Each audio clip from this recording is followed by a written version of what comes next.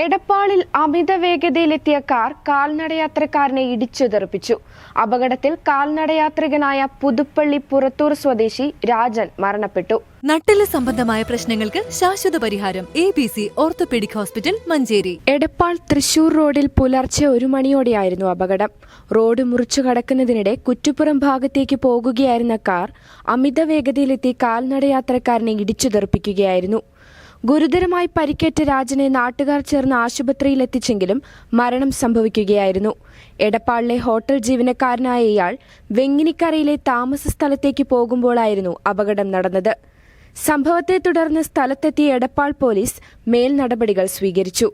എടപ്പാൾ ഹോസ്പിറ്റലിലെ മോർച്ചറിയിൽ സൂക്ഷിച്ചിരിക്കുന്ന മൃതദേഹം ഇൻക്വസ്റ്റ് നടപടികൾ പൂർത്തിയാക്കി ബന്ധുക്കൾക്ക് വിട്ടു നൽകും. ജലലഭ്യത നിങ്ങൾക്കൊരു പ്രശ്നമാണോ? ഗവൺമെന്റ് അംഗീകൃത ബോർവെൽ ഏജൻസിയായ മദീന ബോർവെൽസ് ഇനി നിങ്ങൾക്കൊപ്പമുണ്ട്. Medina borewells, Pandikkad,